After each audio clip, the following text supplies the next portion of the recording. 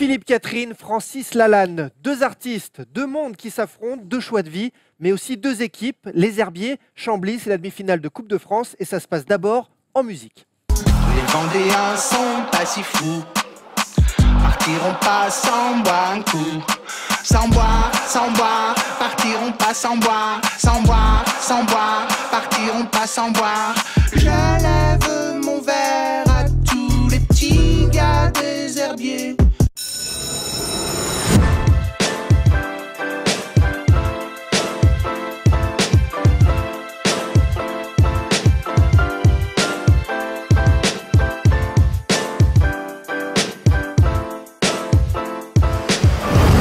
Vendredi, c'est la classe foot, 26e émission de la saison, comme d'habitude, avec les élèves délurés de la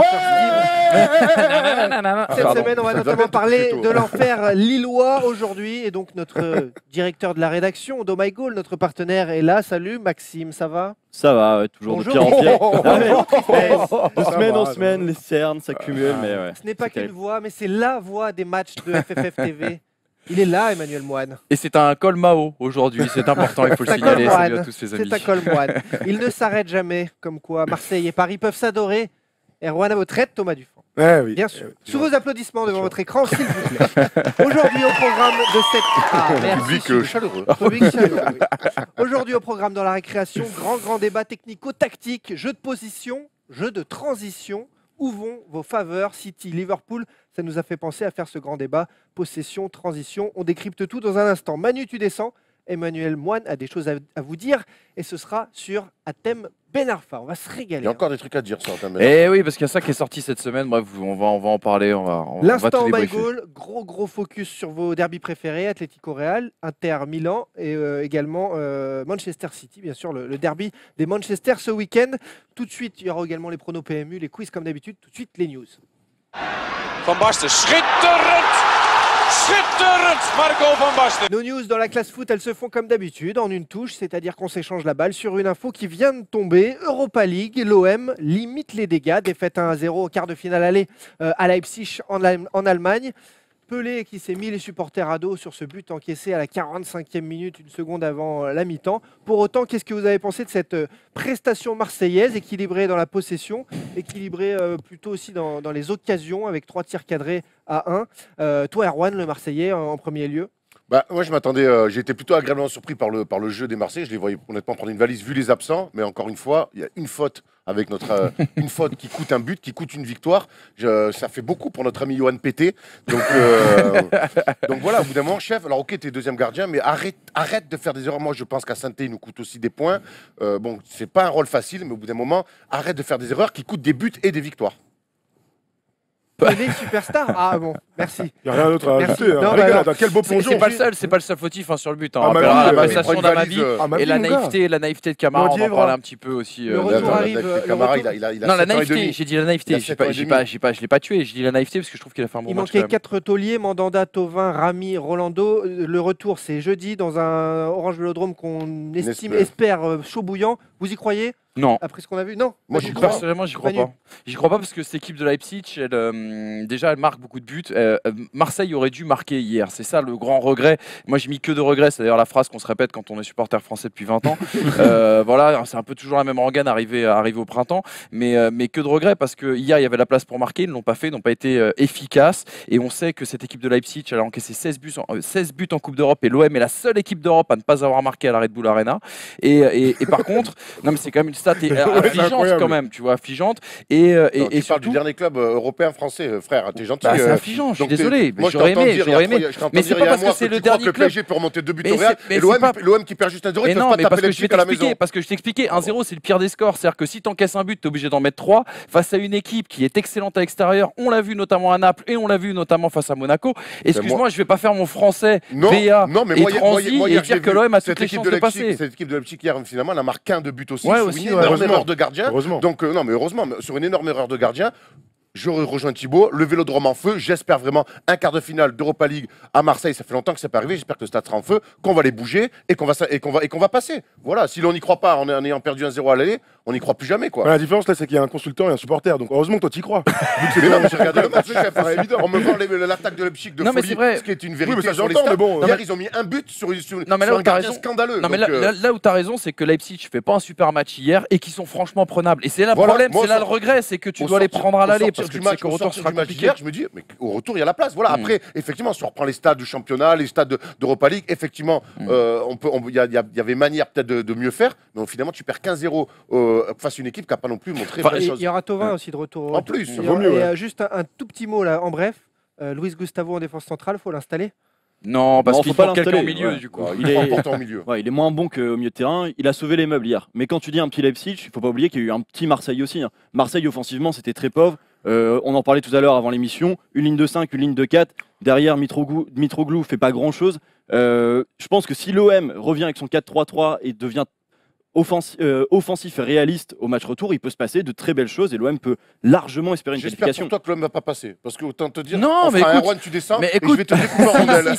Si l'OM passe, tu me connais, j'accepterai mon erreur. Autre info de la Je dis que ça va semaine être compliqué. hyper importante parce que ça a fait le tour du monde 8 fois ou même 128 fois. Cristiano Ronaldo se retourné acrobatique qui plante le 2-0 avant le 3-0 pour le Real sur le terrain de la Juve. 1 million de tweets en quelques heures dans la foulée pour parler que de ça. Cristiano Ronaldo a marqué à nouveau l'histoire du foot. Est-ce que ça vous a plu, tous ces commentaires, éloges, ces choix, ces tweets de folie et ces réactions, ou est-ce que vous avez trouvé que c'était un poil trop votre réponse, Thomas Dufan? Waouh! Parce qu'en direct, c'était un truc incroyable. Non, on n'en fait pas trop parce qu'on a vécu un moment d'histoire. Alors, le retourné de Ronaldo, ce que l'on vous a Allez, caché, il est salaud. incroyable avec l'arbitre, ça c'est une régalade. Mais on a vécu un moment d'histoire. Au bout d'un moment, il y a l'émotion qui compte. Alors, c'est un grand match, c'est la Juve en face, c'est le Real de Cristiano Ronaldo et de Zizou. Et on se retrouve à découvrir, tu sais, mec, il met une bicyclette à 2,30 m du sol, but extraordinaire. On le compare au but de Zizou de finale contre le Bayer Leverkusen. On pourrait d'ailleurs se poser la question lequel des deux était le plus beau. Mais moi, j'ai vécu un moment d'histoire et sur le moment, j'étais comme un ouf, quoi, c'est tout. Ouais, moi je comprends pas en fait les rabat-joie qui disent on en parle trop. Enfin, Mais on a vécu. existent ces gens. Ils ont Ouais, rien mais à voilà, il faut raconter. qu'ils existent et sur les réseaux sociaux, ils se font un plaisir de montrer leur tweet simplement parce qu'après ils n'existent plus. Hein. Mais c'était un moment incroyable et là où on se rend pas compte, c'est qu'il y a le but non seulement, mais derrière il s'est passé Bien sûr. beaucoup de choses. Les réactions des supporters de la Juve, derrière Ronaldo qui On va voir la remercie réaction les des supporters. supporters de la Ça, Juve. c'est complètement fou, ça. Est-ce que c'est plus valorisant ça, se faire applaudir par les supporters adverses une fois dans sa carrière, que de recevoir un ballon d'or? J'en sais rien. Oh, non, un ballon d'or, ça concrétise un truc. Mais ça, honnêtement, c'est assez rare. On se souvient de Ronaldinho sorti Ça fait à des frissons encore, mec, Bernabeu c'est ouf. sous les applaudissements. C'est plus unique. Ça fait partie. Oui, c'est plus unique, mais on peut pas comparer des applaudissements de supporters avec un ballon d'or. Mais il n'empêche que ça reste un fait d'armes. On en parlera encore et longtemps. Et dans 10 ans, on dira, tu te souviens, Cristiano Ronaldo, le but contre Buffon, le public de la Juve. Et puis c'est pas le public, c'est un public de la Juve, un public de connaisseurs. C'est ce que j'allais dire, ça te montre surtout qu'il y a une culture de foot dans ce stade-là et c'est pas possible partout. Moi, je voudrais, pour rebondir sur ce que vous disiez, je voulais titrer, ça c'est le Colmao un peu BHL, avec un mot un peu latin, Deus es machina, parce que H&M, moi j'aurais dit. mais parce qu'en définitive, qu'est-ce que tu aimes dans ce but? Est-ce que c'est ce côté flair, etc. Non, pas du tout. C'est l'exploit, on va dire, athlétique que réalise Cristiano Ronaldo, qui à son âge arrive à sauter à 2,20 m quand même, en étant... qui arrive à sauter, pardon, excusez-moi, à 2,20 m au-dessus du sol. Et c'est ça qui est extraordinaire. C'est pas, tu vois, le côté, comme tu disais, QI football ou sentir le jeu, sentir le but. C'est vraiment l'exploit athlétique là qui est incroyable. Mais c'est tout, c'est un tout. On peut pas résumer Ouais, ça non je plus suis à moi non qu'un plus, je suis pas côté d'accord. athlétique. C'est un Après, quart de finale c'est un contre la quart de Juve, finale, c'est le meilleur et puis- joueur de tous les temps avec ça Messi, ponctue- c'est ça incroyable. ponctue encore une carrière qui est déjà fantastique et énorme. T'es Il met encore un- surpris il par met un mec but, qui a tout Il fait gagné. taire un stade qui finalement ils se disent bon, qu'est-ce qu'on Parce qu'il fait, est on censé l'applaudit être pas. cramé, il est censé être Mais oui, cramé. c'est un but de c'est censé être machine. cramé. T'es d'accord que c'est un but de machine? C'est quand même un mec C'est cramé qui a but de marqué sur machine 10 matchs physique, consécutifs tu vois de ce Ligue que des je veux dire? Champions. Moi je résumerai C'est pas jamais. pour le minimiser, tu vois. Max, je résumerai Parce jamais ça, que en tout cas. même Ronaldo, tu à vois, la- le dit. Il est interviewé par Real Madrid TV juste après le match. Il dit est-ce que c'est le plus beau but que tu as marqué? Ronaldo dit non, c'est pas le plus beau but. J'en ai mis encore un plus beau avec le Portugal. Pareil, un ciseau. Qui s'en rappelle? Honnêtement, Personne. s'en rappelle. Ouais. Donc c'est pas tant le geste, c'est vraiment l'atmosphère, Le le contexte. scénario, tout ce qui Ouais. se passe. Et les autour, je réactions pense. derrière. Allez, une petite news pour terminer, parce qu'on est obligé d'en parler, vous le savez. on a un Lillois parmi nous. Alors forcément, quand on fait la conférence de rédaction, il y a des sujets Lille qui arrivent plutôt facilement. Et quand on sait que Lille a pris un match avec sursis après son match ferme, c'est l'actu de la semaine forcément. Lille, on en parle. Lille, finalement, ça a été clément cette choix de la commission de discipline, Max, d'infliger un match ferme plus un avec sursis, sachant qu'ils ont déjà purgé le match ferme. C'est une éclaircie dans le ciel.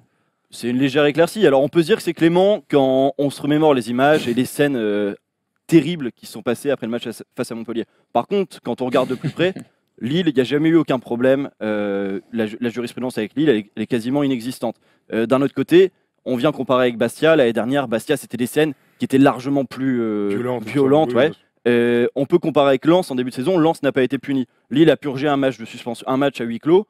C'est légitime. On revient aussi sur un stade qui sera rempli face à Guingamp, j'espère, pour le prochain match à domicile. Pas mal. Mais c'est aussi légitime. Le stade sera rempli, mais est-ce que Galtier aura fini sa distribution de mouchoirs? Parce que dernière déclaration en date du coach Galtier, il a vu des joueurs pleurer dans le vestiaire après la défaite face à Amiens. Est-ce que vraiment, là, on n'est pas dans une situation où le retournement est impossible? Il est incroyable cette déclaration. Changement de ton, parce qu'en fait, il parle de ça parce qu'il évoque aussi l'attitude du staff vis-à-vis des joueurs qui sont marqués et touchés psychologiquement. Et je crois qu'il dit dans la même phrase, il dit le staff ne doit plus gérer les états d'âme. Ça veut tout dire en définitive, c'est-à-dire de prendre les mecs comme des hommes et les mettre face à leurs responsabilités. Attends, on parle de gens professionnels ou de préadolescents là? C'est un peu que des préados. À Lille, c'est un mélange des deux. Après quoi? Non, pour le coup. C'est la faute de qui? Des joueurs? Enfin, je sais pas, tu peux pas chialer. Le problème, c'est que c'est pas que la faute des joueurs, mais finalement, c'est eux qui doivent finalement tout régler, en tout cas sur le terrain.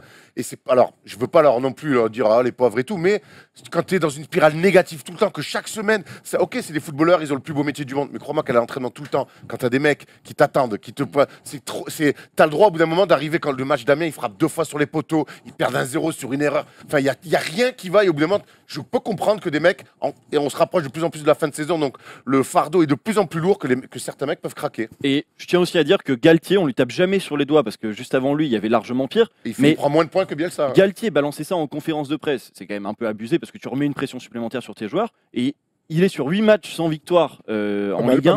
Non mais c'est terrible, hein. Même Bielsa n'avait pas fait ça. Mais preuve que c'était pas qu'un problème Bielsa, Max. Voilà, oui, non, mais clairement. il récupère des joueurs qui ne vont pas, mais derrière il fait des compos vraiment tragiques. C'est Bielsa qui a viré des cadres, c'est Bielsa qui a voulu mettre une équipe de moins de 16 sur la pelouse. C'est pas un problème Bielsa, mais tu mets Guardiola, il fait pas mieux là. Franchement. Non, mais quand t'as l'équipe sur le Je pense terrain. que Jean Fernandez ferait mieux. Oui. Jeannot, d'ailleurs, qui nous regarde. On aimerait voir. Jeannot sur YouTube. Jeannot. On aimerait voir. Il voit encore. Atlético, Real, Manchester City, Manchester United, Milan, Inter, des derbies, que de derbies cette semaine. Je mets même Marseille, Montpellier dans le délire. Bref, cette semaine de derby. Il n'y a que toi qui le vois celui-là. Ça va être top. Non, mais nous, on s'en Derzac fout de Carian. Montpellier. Marseillan. Marseillan. C'est le 12e à Marseille, le quartier des Arméniens, Saint-Julien, Saint-Barnabé. Tout de suite, c'est l'instant, le focus, l'instant My Goal. Allez. On va parler derby dans cet instant Oh My Goal aujourd'hui parce qu'il y a 3 derbys cette semaine. Un a déjà été joué mercredi en Italie. Les 2 autres sont capitaux dans leur championnat espagnol et anglais. C'est ce week-end. Alors justement, juste comme ça en passant les gars, c'est quoi votre derby préféré là où vous kiffez, vous dites tiens cette saison, là celui-là je le rate pas trop là. Celui-là, il faut vraiment que ma meuf me fasse chier pour pas que je le vois. Moi j'ai pas de meuf donc. Moi c'est vraiment le derby de Milan qui me plaisait beaucoup. Il y a le derby de Milan qui me plaisait beaucoup que j'ai regardé, que j'étais un petit peu déçu quand même, mais qui m'a beaucoup plu. Par contre, c'est pas pour faire mon bobo du foot, mais il y a des derbys qui m'ont passionné, des Strasbourg-Colmar, des Sporting Club Bastia, c'est à Bastia. C'est pas pour faire le bobo du foot. Quand tu vas dans des stades comme ça et que tu vois des trucs comme ça, c'est incroyable. Le Sassa Saint-Antoine, Non, GSA mais je te Saint-Antoine dans les jure, quartiers nord de Marseille. Non, mais et je je te les joue en jure, jeune. J'ai fait des Ça, c'est des vrais derbys. Non, ça. mais j'ai fait des Moulaiser en Non, Auvergne. mais il rigole, mais je te jure que c'est des sacrés derbys. Je te jure, faut aller voir des trucs comme ça, vraiment. Faut aller voir des trucs comme ça. On en a oublié un, faut dire une chose, on a oublié un derby qui va avoir lieu samedi, c'est Everton-Liverpool, dont on ne parlera pas, mais qui est un super derby, mais qui est le friendly derby, comme ils disent Et en effet, on a appris le derby de Manchester. Pourquoi on peut commencer par ce derby. Parce que City United va décréter si City est déjà champion, Incroyable. après avoir subi cette lourde défaite dont on parlera dans le débat tout à l'heure dans la récréation. Ça vous passionne, ce match du championnat d'Angleterre, le premier contre le deuxième en plus, même si United fait pas bander. C'est bien, mais finalement, alors effectivement, ils sont dans la même ville, mais il n'y a pas un vrai historique encore entre ces deux clubs-là, parce que City a longtemps été loin derrière United. Donc à voir, mais aujourd'hui, historiquement, c'est pas le derby le plus excitant. Même, je suis même pas sûr que dans la ville aujourd'hui. Il y a une histoire entre les deux clubs, parce que City, c'est quand même un club ancien, on a tendance à l'oublier, mais c'est pas excitant, parce que il y a une large différence. C'est un peu à l'instar de Real Atlético, qu'on se le dise, Real Atlético, il y a beaucoup plus de victoires du côté du Real que de l'Atlético. Mais en tout cas, United City, c'est devenu ces derniers temps un match quelque part excitant. On se rappelle de la victoire de City, dernière journée de championnat. Balotelli pour Agüero. Ouais, Balotelli pour Agüero. Depuis, cette rivalité est vraiment existante. On se rappelle aussi du premier match, de la première saison de Guardiola. Il va jouer à Old Trafford, victoire 2-1 de City, avec un match énorme des Citizens où on se dit, ok, là Manchester City prend vraiment un ascendant énorme sur son voisin. Et puis en plus c'était Guardiola, Mourinho, donc il y a aussi ce côté plus, mais rivalité quand même de coach. Un vrai derby en fait, ça doit dépasser le cadre du premier, deuxième. Exactement. Arsenal, Tottenham, ils peuvent être au pâquerette les deux. Dès qu'ils se jouent, peu importe où c'est chaud. Et c'est ça aussi un vrai derby pour moi. Et donc moi c'est pour ça, pour répondre à ta question. Vous pensez qu'il y a match? Ah bah vas-y, réponds. Non, moi c'est Arsenal Tottenham, c'est bon, tu vois, c'est vraiment la définition du vrai derby, son voisin, il y a une vraie haine entre les deux et qui se joue en cup pour un match de championnat pété, même s'il n'y a plus rien à jouer sportivement, ils veulent chaque équipe de gagner. Mais c'est intéressant ce que tu dis parce que dans le derby de Manchester, faut rappeler que c'est City le club le plus populaire au sein de la ville de Manchester et bien sûr United qui a le plus grand rayonnement international, et on va se rappeler aussi que ce match-là il va se jouer à l'Etihad Stadium qui est peut-être le stade en Europe où il y a le moins d'ambiance depuis plusieurs années. Avec Lille. Avec Lille, ça va bien. Donc c'est vrai que c'est en ça que ce match-là, sportivement, il est très intéressant. Dans la notion de derby, un petit peu moins quand même. Il y a match ou il n'y a pas match ce week-end en Angleterre? Il n'y a pas match. Pour moi, il y aura match. Je pense pas qu'il y ait match parce que United est largué. City, ils sont obligés de réagir. On n'oublie pas que le match retour de Ligue des Champions, c'est dès la semaine prochaine. Donc City, s'ils font un aveu de faiblesse alors qu'ils peuvent être champions face au rival... Surtout qu'ils leur doivent la haie d'honneur. Ils peuvent leur devoir la fameuse haie d'honneur. United, faire la haie d'honneur. Symboliquement, c'est important. Justement, du coup, United va faire un bon match. Et moi, à la place de City, je me concentrerai clairement sur la semaine prochaine. Et je me bazarderai limite le match. Ce serait pas haie d'honneur, mais plutôt bras d'honneur. Bon, après, vous êtes bien avec vos petits trucs anglais. Mais on peut aller à Milan quand même, 2 minutes. Ouais, dans un vrai stade, 80 000 places. Il faut y aller. Ça fait 100 ans qu'on peut se régaler avec un AC Milan, Inter de Milan. Avec, regarde-moi ça, 221 matchs. Mon gars, il y en a 100 de plus que contre les deux de Manchester. 30 titres nationaux chacun. Donc là, on est vraiment sur deux équipes qui ont dominé, même si l'Inter, depuis 25 ans, ils sont quand même en galère malgré le bon passage avec Patrick Vieira. On s'en souvient, Zlatan et Adriano. Mais bref, en tout cas, dans une ambiance incroyable. Regarde les affluences. Ça, c'est incroyable. Ça, c'est des stats remplis. Et puis, on imagine des jambes cassées. On imagine du beau football. Non, je me suis encore parlé. Ça va être catastrophique. Est-ce qu'on se régale vraiment? Est-ce qu'on se régale vraiment? Mais non, c'est ça le truc, c'est qu'on se régale pas. Mais la On veut savoir symbolique, qui va gagner. mais la symbolique, elle est énorme parce que la symbolique, elle est historique. On rappelle que l'Inter est né justement d'un conflit interne du côté de l'AC Milan lorsque le championnat italien a interdit aux joueurs étrangers de jouer justement en Italie. Et la symbolique, elle est politique. Quand t'es milanais, tu fais partie des grands. Quand t'es interiste, quelque part, tu appartiens à cette bourgeoisie. Parfois de gauche, milanaise. Non, mais c'est vrai, parfois de gauche.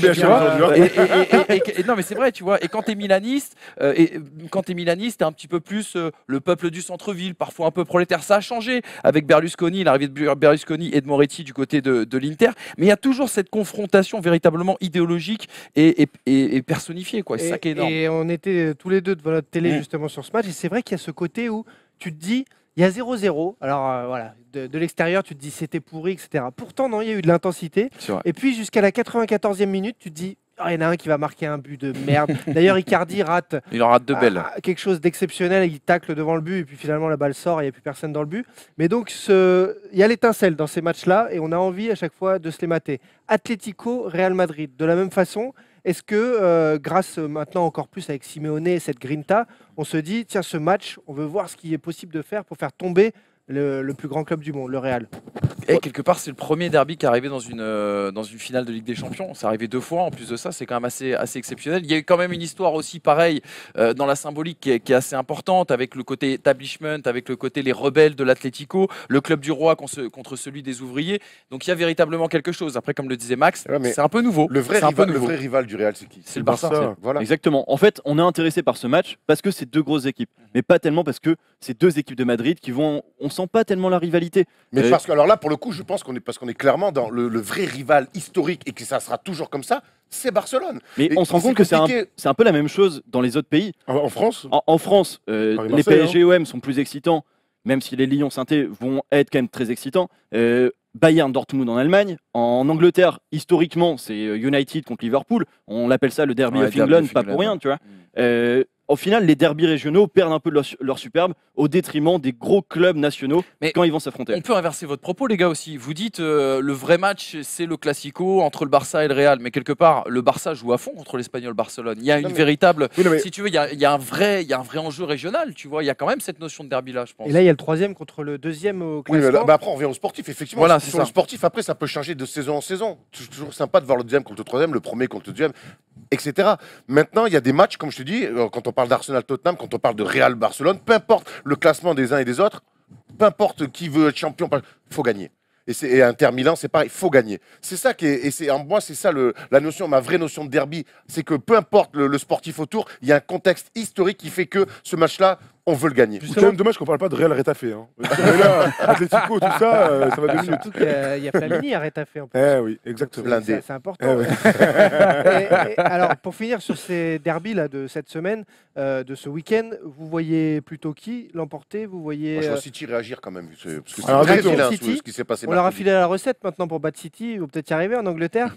Vous voyez quoi? Non, Moi, je City, dirais il y a United, pas un vieux 1-0 tout pété avec Ah ouais. un. Ah ouais, tu vois, à l'arrache. United s'imposer carrément. Pourquoi pas à Ouais, l'arrache. derby, tout est possible de toute manière. Et puis, voilà, une équipe solide qui fait pas rêver. D'ailleurs, très beau maillot, bravo à eux. Ils ont Un pas- but de Pogba, tu le mec s'enflamme complet. Bon, il a le droit de marquer. en même temps. Ça peut lui arriver, ça peut lui arriver.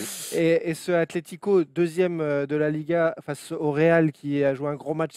Enfin, les deux ont joué d'ailleurs, parce que l'Atlético, je ne l'ai pas montré tout à l'heure, mais Griezmann a marqué. Ils sont, hier, ils sont bien placés pour passer en demi-finale. Vous voyez plutôt qui? Ah, Atletico est pas mal en ce moment quand même. Ouais, mais Atletico c'est est à pas mal en Santiago ce moment. Bernabéu. C'est à Bernabéu, c'est vrai, mais Ils en ont lâché à Bernabeu. Cette année, le Real. Non, mais c'est vrai, cette année, le Real, ils se sont fait cueillir quelques fois, non, à Bernabeu,